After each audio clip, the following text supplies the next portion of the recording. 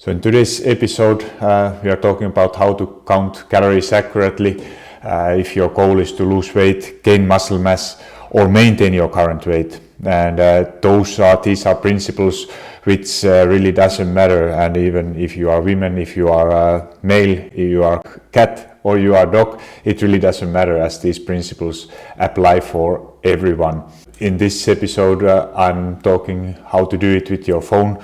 What are the most common mistakes I see every day, and why you should be doing it for at least short period of time to learn from your current nutrition. So first of all, how this everything is starting is about the calorie equation, and it's shortly calories in, calories out.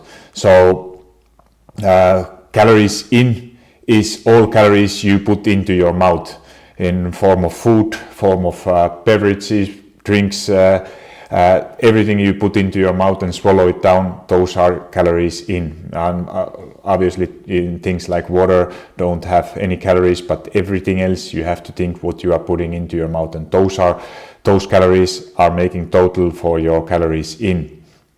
And calories out is amount of calories your body burns.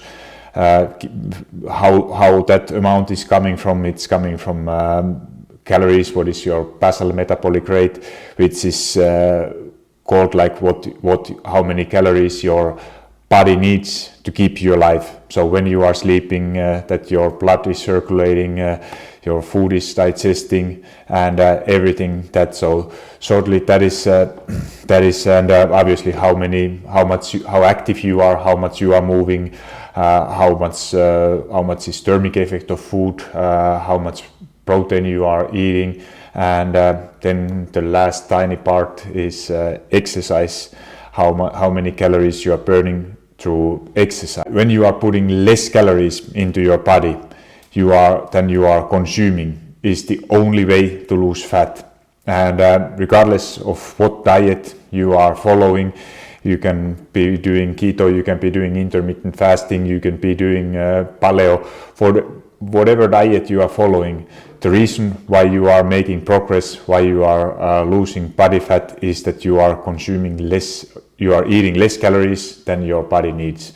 And that is the only way to lose body fat, as that is the calorie equation. Shortly explained why it's important and how it matters. So then most people are asking like that, how do I know how many calories I burn? And but trust me, it really doesn't matter.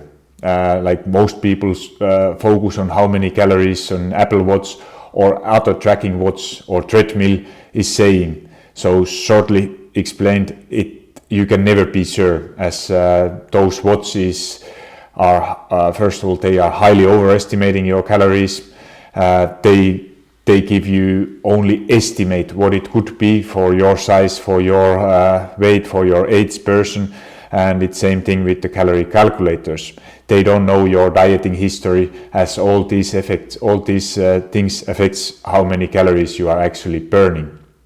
So if you are thinking that, but your Apple Watch or tracking app or is saying that you burned 500 calories by going for a run, and unfortunately those numbers are highly overestimated, most likely.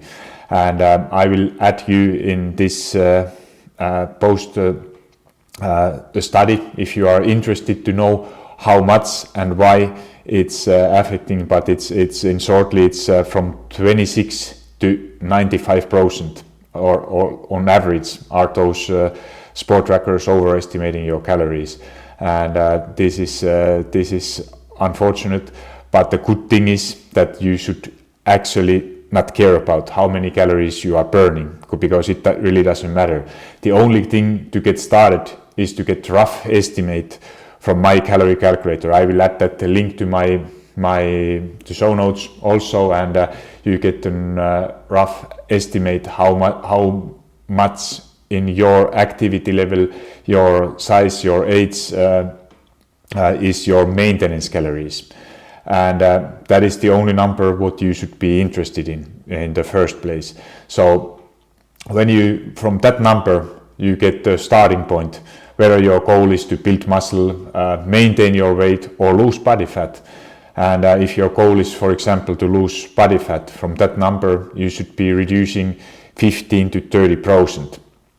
So not necessarily in my calorie calculator it's giving options to reduce 500 or 1000 calories, and those numbers are for most people, if you think that I want to lose weight fast, and then you pick up the minus 1000 number, and honestly it's going to be way too high, and it won't be sustainable. So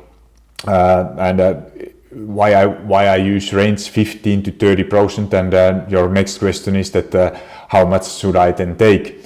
It really depends on your personal situation and how you are as a person. If you are a person who needs to get the scale moving fast in the beginning to be able to stay motivated, keep going, so then I would use on higher range, like 25 to 30%, not go more, because that's the best way how you can, if you start to go too fast, you start to have a low energy, you have hunger, and it won't be sustainable. So don't try to reduce too much, because that's think it in long term. Even you lose weight a bit faster in the beginning, but then in a couple months from now you have gained all weight back because you can just stick into your diet. So what I use for most of my clients, online coaching clients, is I use range 25 to 30%, 20 to 25%, as that is amount that you are able to see some progress, but at the same time you are not restricting too much, and usually that is sustainable.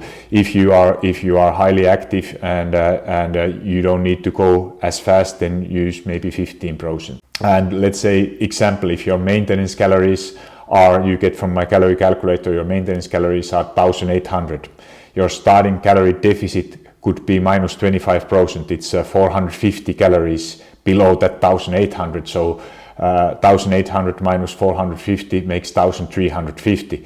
But like I said, that's the only starting point. And why that is important, and how to you should not focus that should I start with 1600, 1200, 1400.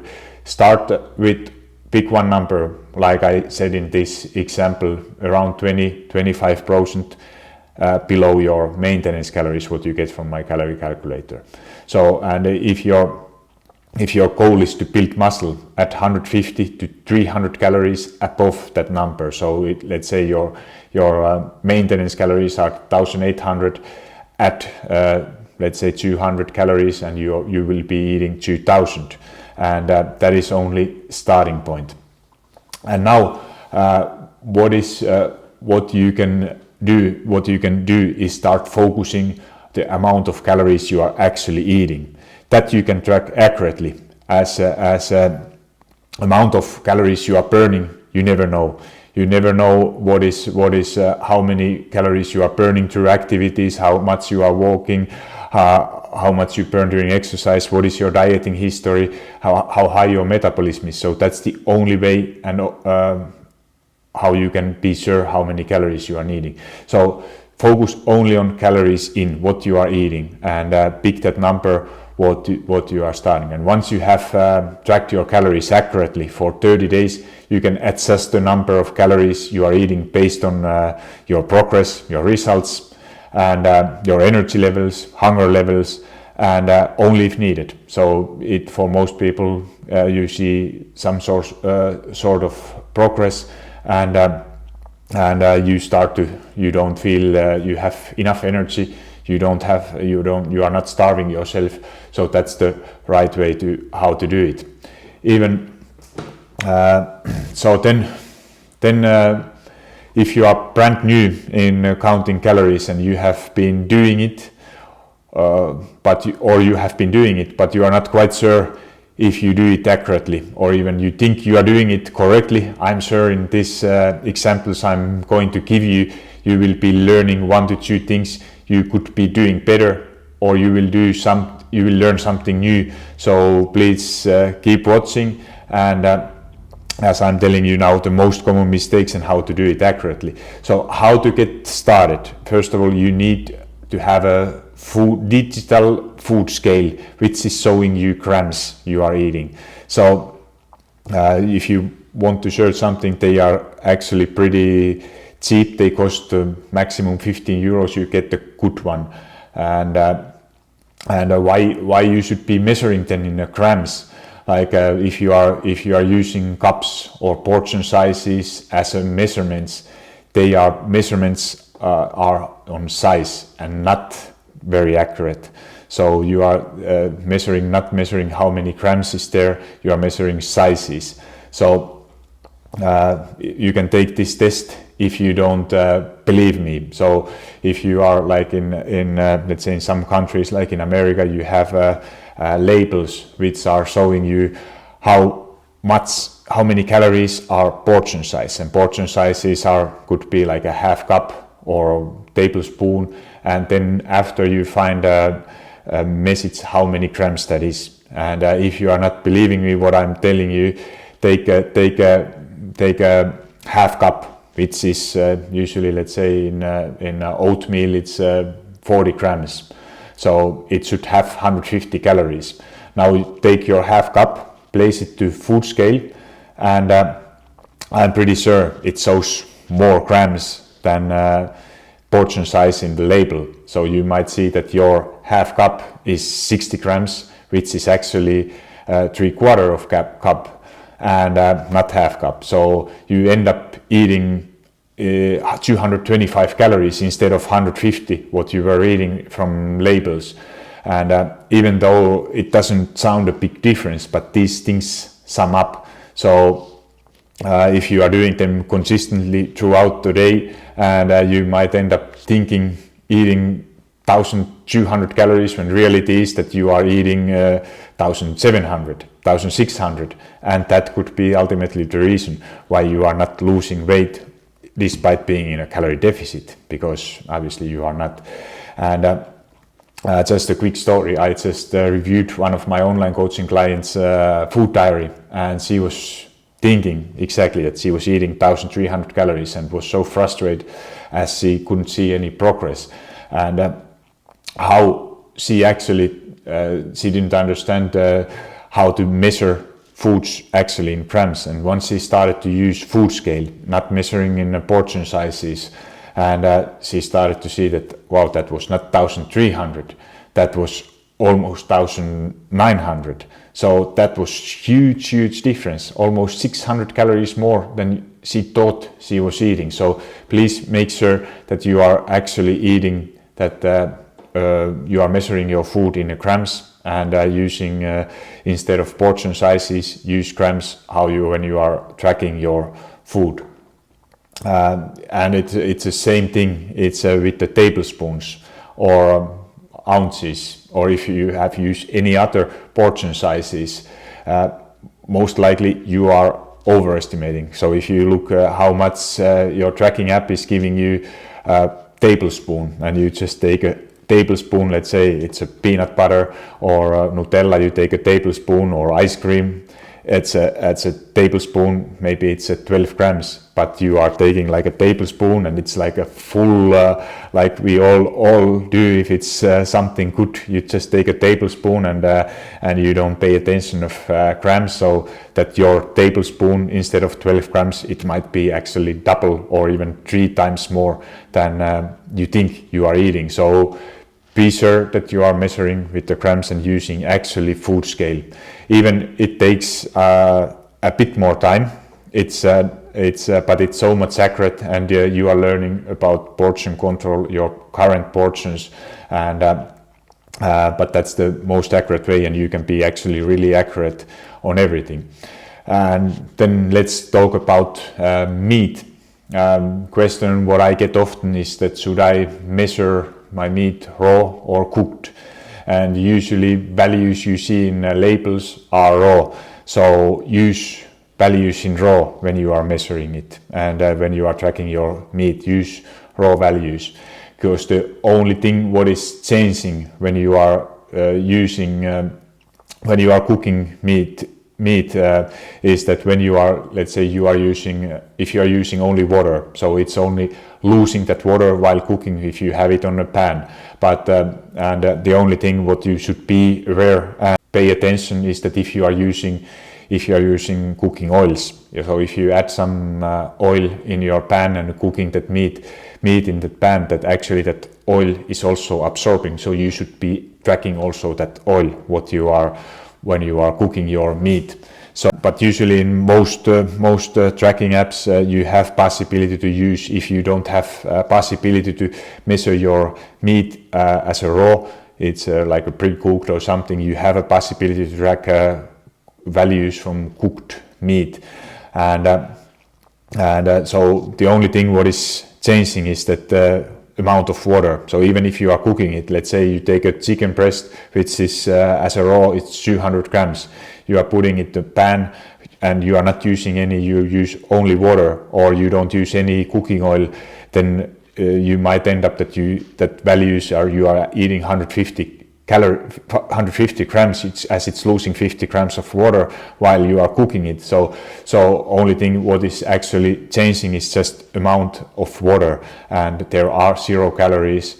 And so if you track it only 150 grams, it's you are underestimating values of protein, values of calories. So use raw values. So it's just an example for chicken that if it weighs 200 grams raw, it has around 220 calories, 42 grams of protein.